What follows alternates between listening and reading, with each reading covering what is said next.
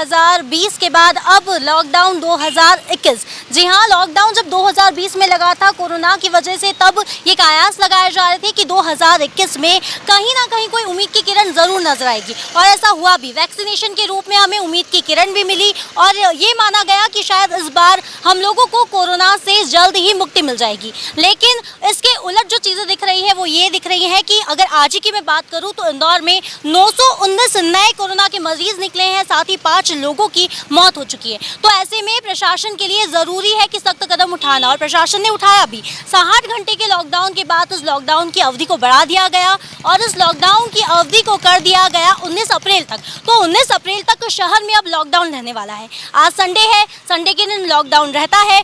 आइए मैं आपको दिखाती हूँ कि लॉकडाउन का क्या असर है, क्या हालचाल है यहाँ पर लॉकडाउन के। आवाजाही अगर आप देख रहे हैं तो लोग यहाँ पर आते जाते आपको ज़रूर दिखाई देंगे, क्योंकि कुछ आवश्यक चीज़ों के लिए लोगों को घर से बाहर जाने की अनुमति दी गई है। तो शायद ये वो लोग हैं जो कि किसी आवश्यक काम के लिए घर से बाहर निकल रहे हों। दुकानों की अगर मैं बात करूं तो दुकानें आपको दिखेंगी यहाँ पर कि अधिकतर दुकानें चेकिंग पॉइंट पर तमाम दुकानें देखी जा रही है, किस तरह लोगों को रोका जा रहा है, पूरा असर आपको यहाँ पर दिख रहा है।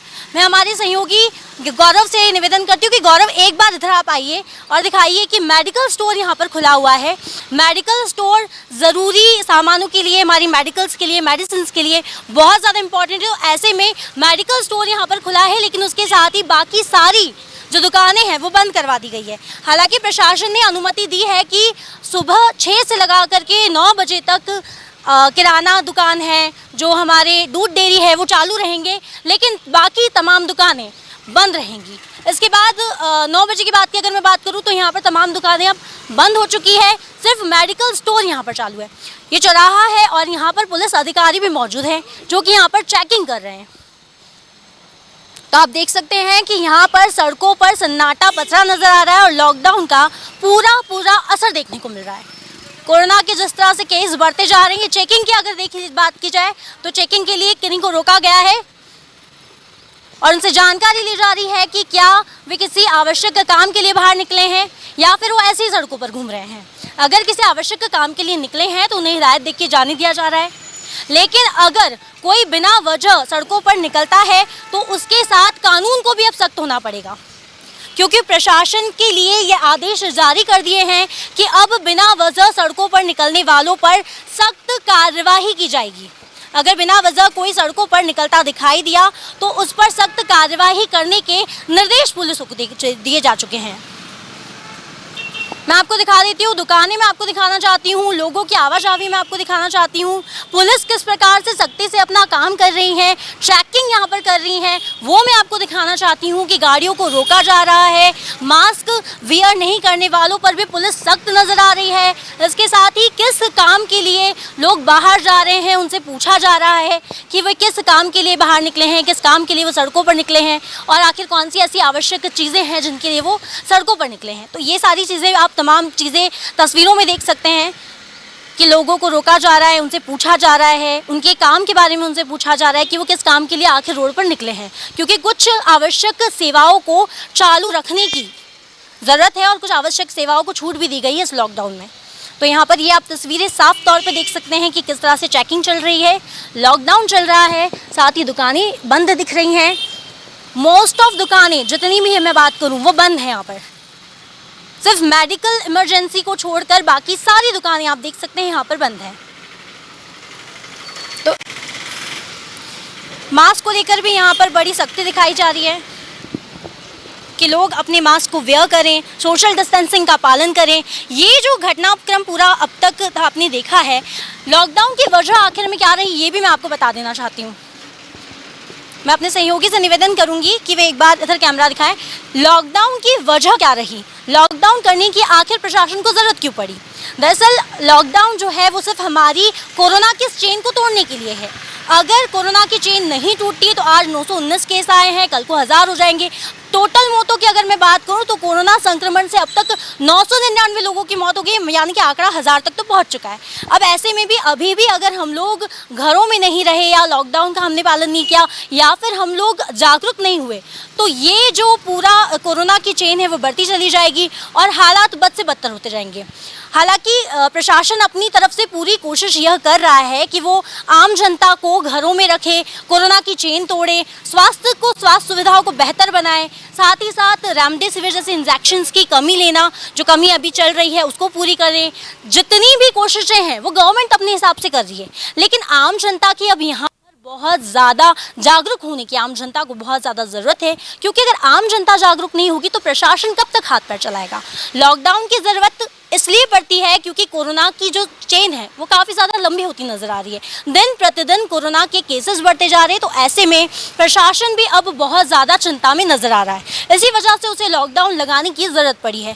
बात करती हूँ मैं स्वास्थ्य सेवाओं की, तो बेहतर उनको बनाने के लिए भी काम किया जा रहा है। रेमडेसिविर की कालाबाजारी को रोकने के लिए भी काम किया जा रहा है। कल ही क्राइसिस कमेटी की बैठक हुई थी और उसमें कई अहम और बड़े फैसले लिए गए थे, जो जैसा कि आपको हमने बताया भी था कि कलेक्टर मनीष सिंह से लगाकर कृष्ण मुरारी मोगे से लगाकर सभी लोगों ने इस पर अपनी राय जरूर प्रकट की। लेकिन अब ऐसे में आम जनता से अपील की जानी चाहिए कि वे घरों में रहें, घरों में रहने के साथ ही मास्क का प्रयोग जरूर करें, सोशल डिस्टेंसिंग अनिवार्यता से पालन करें। लेकिन अगर लोग ऐसा नहीं करते हैं तो लॉकडाउन की जरूरत पड़ेगी और इसका खामियाजा भी लोगों को उठाना पड़ेगा, क्योंकि साल 2020 में हमने बिल्कुल देखा था कि लॉकडाउन की वजह से लोगों को कितनी आर्थिक तंगी झेलने को मिली थी। आर्थिक तंगी यानी कि सारी चीज़ें बंद थी, दुकानें बंद थी, लोगों के सारे प्रतिष्ठान बंद थे, तो ऐसे में आर्थिक तंगी उन्हें झेलने को मिली थी। और साल 2021 में फिर से अगर वो किस्सा ना दोहराया जाए, उन्हें ऐसा चाहिए कि अगर ये किस्सा नहीं दोहराया जाए, साल 2021 उनका जो है वो इतना बुरा ना जाए जितना साल 2020 था, तो ऐसे में आपको अपने घरों में रहना होगा।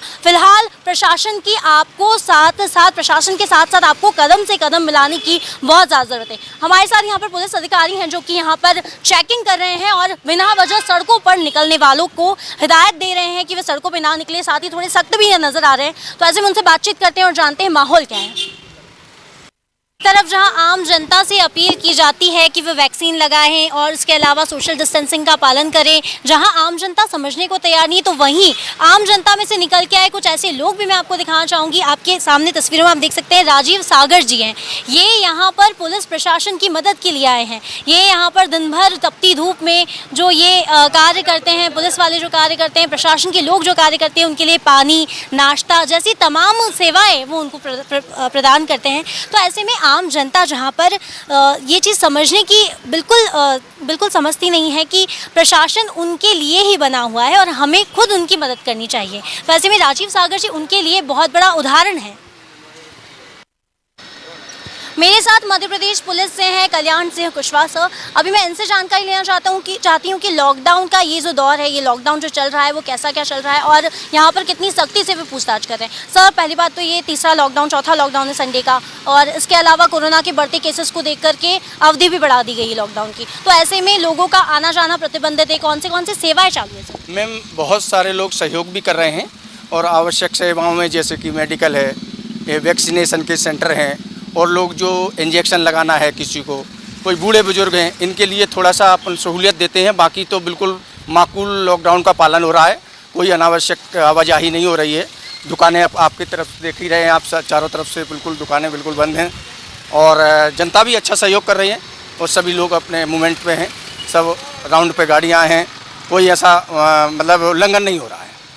जहाँ एक आम आदमी लॉकडाउन के लिए ये सोच रहा है कि हम लोग को लॉकडाउन में घरों में बंद रहने की नसीहत दी है, हमने अपने प्रतिष्ठानों को बंद रखा है, लेकिन ये जानना बेहद ज़रूरी है कि ये सिर्फ आपकी सुरक्षा के लिए है और जो लोग आप अपनी सुरक्षा के लिए अपने घरों में हैं, लेकिन मैं आपकी तरफ इनकी एक बार दिखाना चाहूँगी कि ये लोग सुबह से शाम तक तपती धूप में यहाँ पर बैठ के आप घरों में रहे, आप सुरक्षित रहे, इसलिए यहाँ मेहनत करते हैं। सर, कभी कोई बिना वजह सड़कों पर निकलता है तो उसके साथ क्या सख्ती दिखाई जाती है? उसके साथ सख्ती ये है कि अनावश्यक घूमेंगे तो फिर पुलिस का जो कार्रवाई होती है 188 वगैरह की वो करते हैं। पर पहले समझाइश इसलिए है कि जनता को मालूम तो है ही है, बहुत दिनों से चल रहा है और बढ़ते केसेस के अब आप जो लोग दिखाई रहे हैं न्यूज़ वगैरह पे, पेपर के माध्यम से, बहुत सारे लोग उसका पालन स्वयं भी कर रहे हैं। पर कभी कोई अनावश्यक घूमते फिरते हैं तो उनको थोड़ा बहुत तो पुलिस का भय दिखाते हैं। का भय होना ज़रूरी है क्योंकि ये आपकी सावधानी के लिए। सर, कोरोना के केसेस इतने बढ़ते जा रहे हैं, दिन प्रतिदिन बढ़ते जा रहे हैं, तो ऐसे में आम जनता से आप क्या अपील करना चाहेंगे? आम जनता से अपील यही है कि घर में रहें, सुरक्षित रहें, बच्चों को भी आजकल मैं पेपर में देख रहा था, आज 12 साल के बच्चे की किसी की डेथ भी हो गई है इसी कोरोना से। तो बच्चों को सबसे ज़्यादा सुरक्षित रखेंगे, क्योंकि बच्चे घर में रहेंगे, बाहर भागेंगे रोड पे, तो उसका कहीं ना कहीं तो इफेक्ट आएगा मैम। तो मेरी अपील यही है कि ये पालन करें, कोरोना की जो भी गाइडलाइन दी गई है उसके सब घर में रह कर के जो भी है बच्चों को सिखाएं, पढ़ाएं, लिखाएं, जो भी करना है, पर बाहर न निकल लें मैम। ये मेरा संदेश है। बहुत बहुत धन्यवाद सर आपका जानकारियों के लिए। अब मैं आपको बता देना चाहती हूँ कि यहाँ पर कुछ ही दूर पर एक वैक्सीनेशन सेंटर भी है, जहाँ पर कोरोना की वैक्सीन्स लगाई जा रही हैं। तो वैक्सीनेशन सेंटर तक मैं आपको ले जाना चाहूँगी और दिखाना चाहूँगी कि कैसा क्या माहौल है वहाँ पर, क्या कुछ चीज़ें हो रही हैं। और जब मैं वैक्सीनेशन की बात करती हूँ तो एग्जैक्टली वैक्सीनेशन क्या होता है आज मैं आपको बताने वाली हूँ।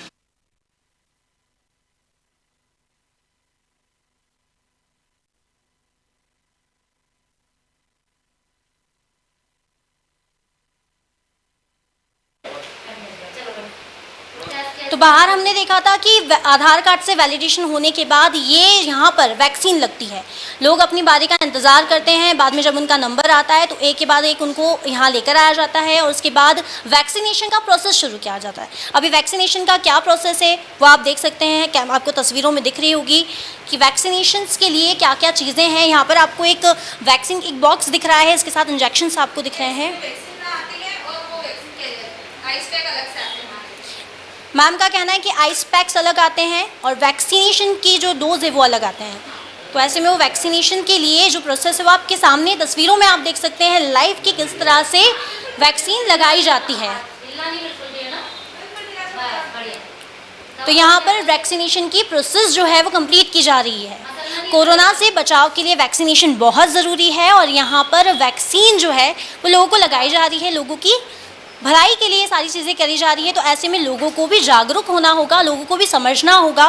लॉकडाउन ज़रूर लगाया गया है लेकिन इस लॉकडाउन में भी वैक्सीनेशन के लिए छूट दी जा चुकी है। यहाँ पर बाहर जब एक बार वैलिडेशन हो जाता है आधार कार्ड को लेकर के, तो यहाँ पर एक बार फिर से उनका नाम, पता और मोबाइल नंबर यहाँ लिखवाया जाता है। तस्वीरों में आप देख रहे हैं कि यहाँ पर उनका नाम, पता और एड्रेस उनसे लिखवाया जा रहा है और इसके बाद ही उनको वैक्सीनेशन लगाया जा रहा है, ताकि नेक्स्ट डोज के लिए किन्हें वैक्सीनेशन लगाया गया है, किन्हें रह गया है और किनको दूसरी बार लगवाना है उसकी पूरी तरह से यहाँ पर पुष्टि हो जाए। इसके लिए इनका शायद एड्रेस, नाम और पता सारी चीज़ लिखवाई जा रही है।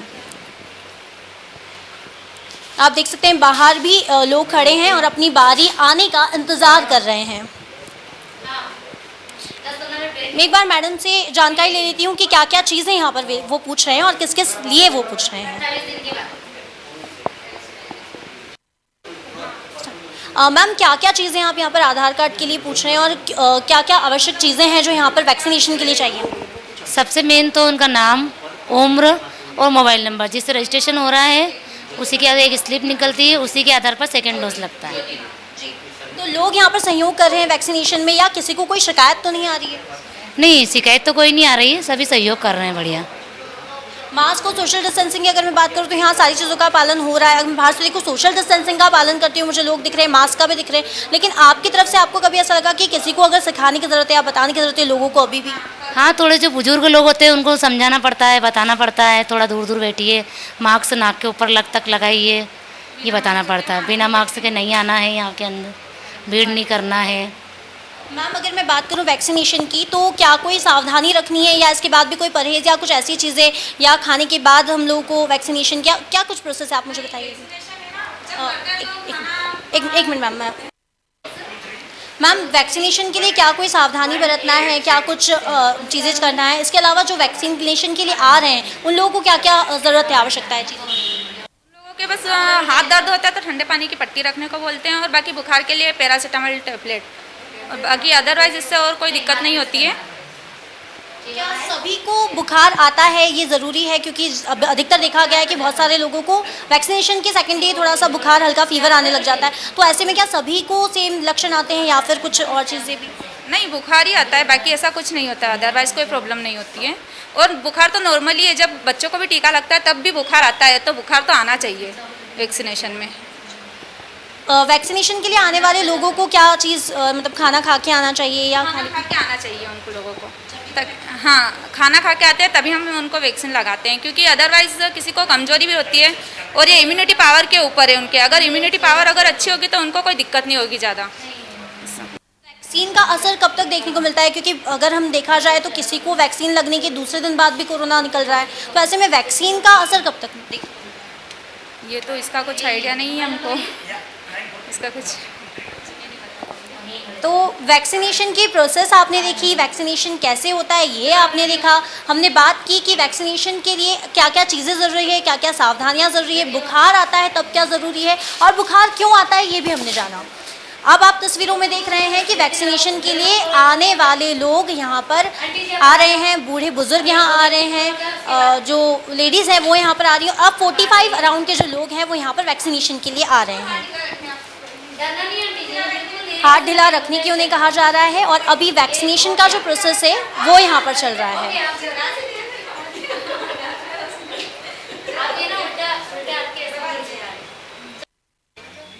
वैक्सीन लगने के बाद आधा घंटा लोगों को यहाँ रुकने के लिए बोला जाता है, तो मैं उन लोगों से बात करना चाहती हूँ यहाँ पर जिनको वैक्सीन लग चुकी है। आंटी, आपको वैक्सीन लगा है तो अभी कैसा कुछ महसूस हो रहा है, कुछ फील हो रहा है? कुछ नहीं हो रहा है। अभी कुछ भी नहीं हो रहा है। वैक्सीन लगाने से पहले कोई डर था या कोई घबराहट सी थी? जब तो डर लग रहा था, पहले तो डर लग रहा था पहले तो। वैक्सीन लगाने कोई नर्वसनेस या किसी ने आपको कुछ कहा हो कि वैक्सीन लगाने के बाद बुखार आता है, तो ऐसा कोई पहले से मन में? हाँ था, डर था। लोग बोले बुखार आते हैं, हाथ पैर दर्द करते हैं। तो फिर आपने तय किया कि मुझे वैक्सीन लगवानी है। लगवानी है, सही है, लगवानी है, लगवा दी है। बिल्कुल, कोरोना का डर है यहाँ पर, लोगों में भ्रांतियाँ भी हैं। लोगों को दूसरे लोग जो वैक्सीन लगा चुके हैं उनसे ये भी सुनने को मिलता है कि इसके बाद बुखार आता है। लोगों में डर भी है, नर्वसनेस भी है, लेकिन फिर भी लोग जागरूक हैं और वैक्सीन लगवाने के लिए सेंटर तक आ रहे हैं, वैक्सीन लगवा रहे हैं। और यहाँ पर मैंने उनसे पूछा है, जानकारी ली है इस बात की। हालांकि इस जो बुखार है वो एक दिन बाद आता है, लेकिन फिलहाल उनको कुछ भी ऐसा फील नहीं हो रहा है। आधे घंटे के लिए उनको रुकने को बोला है और आधे घंटे में भी उनको कोई ऐसा नेगेटिव इम्पैक्ट या नेगेटिव रिजल्ट्स इसके देखने को नहीं मिले हैं। हमारे साथ कोविड वैक्सीनेशन सेंटर से महेश जी जुड़े हैं, तो मैं महेश जी से थोड़ी जानकारी लेना चाहूँगी कि कौन सी वैक्सीन यहाँ पर लग रही है और सेकंड डोज कब तक लगना चाहेगा। तो महेश जी मुझे जानकारी दे दीजिए कि सेकंड डोज के लिए कब यहाँ पर लोगों को आना है और अभी कौन सी वैक्सीनेशन यहाँ पर चल रहा है? मैम, ऐसा है कि संभवतः यह मध्य प्रदेश का सबसे बड़ा कोविड वैक्सीन सेंटर है और आदरणीय प्रधानमंत्री जी और माननीय मुख्यमंत्री जी की प्रेरणा से हम सब लोग प्रयास कर रहे हैं कि जिस तरीके से हम कहते हैं कि हमारा बूथ सबसे मजबूत, इस तरीके से हम चाहते हैं कि हर बूथ कम से कम हमारे वार्ड क्रमांक 4 का तो एक भी बूथ ऐसा नहीं रहे जो कोरोना मुक्त नहीं हो या इस बीमारी से मुक्त होने के बाद दूसरे लोगों को मोटिवेट कर सके, उनको प्रेरणा दे सके। यहाँ पे प्रतिदिन हम 200 वैक्सीन लगा रहे हैं और कोविशील्ड वैक्सीन अभी आ रही है यहाँ पे। और जैसे आज जो वैक्सीन लग रही है तो हम 28 मई की अगली तारीख उनको दे रहे हैं सेकंड डोज के लिए।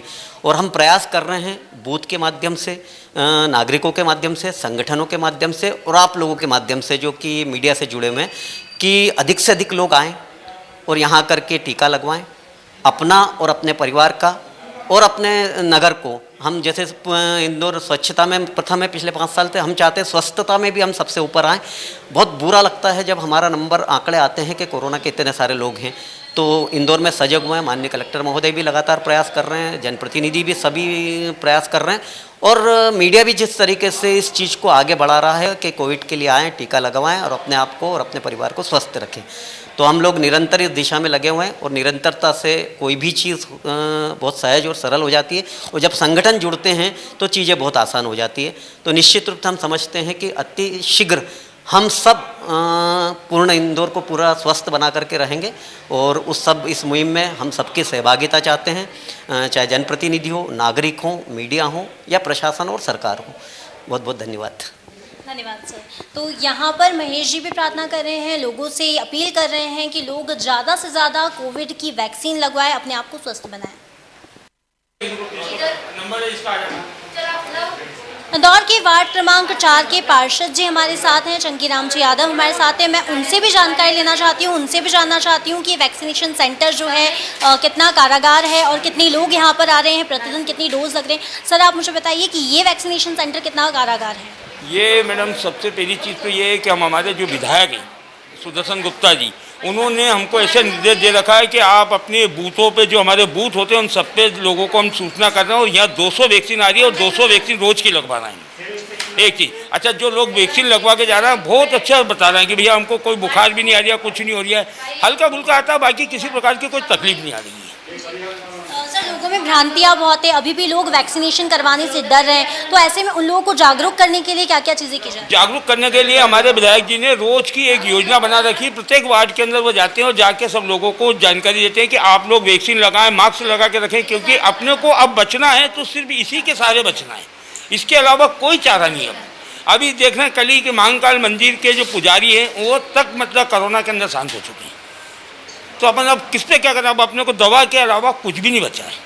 इसके अलावा सर, प्रतिदिन नए आंकड़े निकल के आ रहे हैं, कोरोना के मरीज बढ़ रहे हैं, तो ऐसे में लोगों से क्या अपील करना चाहेंगे? मैडम, लोगों से तो हम हाथ जोड़ के रोज़ जा के बता रहे हैं कि आप लोग वैक्सीन लगाएं। वैक्सीन अगर जिस दिन 100% लग जाएगी तो देश में अपने मोदी जी का कहना है कि एक चक्कर तो ये देश के अंदर से समाप्त हो जाएगी बीमारी, वो 100% लगना अनिवार्य है। अगर एक आदमी को भी नहीं लगी ना तो वो 1000 आदमी को कर देगा, 1000 आदमी 1 लाख लोगों को वापस बीमार कर देगा, इसलिए वैक्सीन सब लोगों को लगाना अनिवार्य है। कई लोग सर ऐसे हैं जो कि अभी भी कहते हैं कि जैसे अगर एक जो जिसने लगवाई है वो दूसरों को अगर जाके बताता है कि बुखार आता है या ऐसा आता है, तो ऐसे लोगों को जब कोई बीमारी बुखार आ जाता है नेक्स्ट दिन, तो वैसे लोगों के लिए क्या जो चीज़ें हैं वो अनिवार्य करिए या क्या कुछ सावधानियाँ उनको बरतनी है? मैडम देखो, गवर्नमेंट तो अपनी तरफ से हर चीज़ की वो करेगी। सरकारी सुविधा अगर कोई सी भी लेना है आपको, अगर ट्रेन की यात्रा करना है, टिकट लेंगे तो आपको वैक्सीन लगी होगी तो टिकट मिलेगा, नहीं तो टिकट नहीं मिलेगा। लेकिन उसके बावजूद भी लोग इस तरह का गलत अफवाह उड़ाते हैं कि आप वैक्सीन मत लगवाओ, बुखार आ रही है, ये हो रहा है, ऐसा कुछ भी नहीं हो रहा है। आज मैं कह रहा हूँ कि मेरा वहाँ करीब 8 दिन से लग रहा है, 8 दिन के अंदर कम से कम 2000 लोगों को लगवा चुका और किसी की कोई सूचना नहीं आई मेरे कहने की कोई बीमार है या कुछ है। धन्यवाद सर, बहुत बहुत धन्यवाद आपका जानकारी के लिए। तो वैक्सीनेशन सबसे ज़्यादा इम्पॉर्टेंट है, आम जनता से यही अपील की जा रही है और बार बार अपील की जा रही है कि वैक्सीनेशन ही बचाव है। इसके साथ ही वैक्सीनेशन लगाने के बाद भी आप लोग ये नहीं समझ सकते हैं कि कोरोना ख़त्म हो गया है, आपको तब भी मास्क लगाना है और सोशल डिस्टेंसिंग का पालन ज़रूर करना है। तो एक तरफ जहां मैंने आपको तस्वीरें दिखाई हैं लॉकडाउन की, पुलिस की सख्ती की, चेकिंग की, कोरोना वैक्सीनेशन सेंटर की कि किस तरह से कोरोना का वैक्सीनेशन चल रहा है, किस तरह से पुलिस की चेकिंग चल रही है, कौन कौन से प्रतिष्ठान बंद हैं और कौन कौन से प्रतिष्ठान खुले हुए हैं। अब मैं आपसे अपील करना चाहूँगी, खबर मध्य प्रदेश के सभी दर्शकों से अपील करना चाहूँगी कि ज़्यादा से ज़्यादा कोरोना की वैक्सीनेशन के लिए आगे आए। इसके साथ ही कोरोना से बचाव के लिए सदृश शत्रु से अगर आपको बचना है तो सिर्फ 2 ही उपाय हैं, पहला है मास्क ज़रूरी और दूसरा है 2 गज की दूरी। इसके अलावा मैं खबर मध्य प्रदेश के सभी दर्शकों को बता देना चाहती हूँ कि खबर मध्य प्रदेश की पूरी टीम कोरोना के हर एक बचाव का पालन करती है। मैं खुद मास्क और सोशल डिस्टेंसिंग का पालन करती हूँ, साथ ही हम लोगों के लिए भी ये सारी चीज़ें उतनी ही ज़रूरी है जितनी कि आपके लिए। तो खबर मध्य प्रदेश के सभी दर्शकों से मैं यही अनुरोध करना चाहूँगी कि मास्क और सोशल डिस्टेंसिंग बहुत ज़रूरी है। कैमरामैन गौरव के साथ मैं भावना जोशी, खबर मध्य प्रदेश।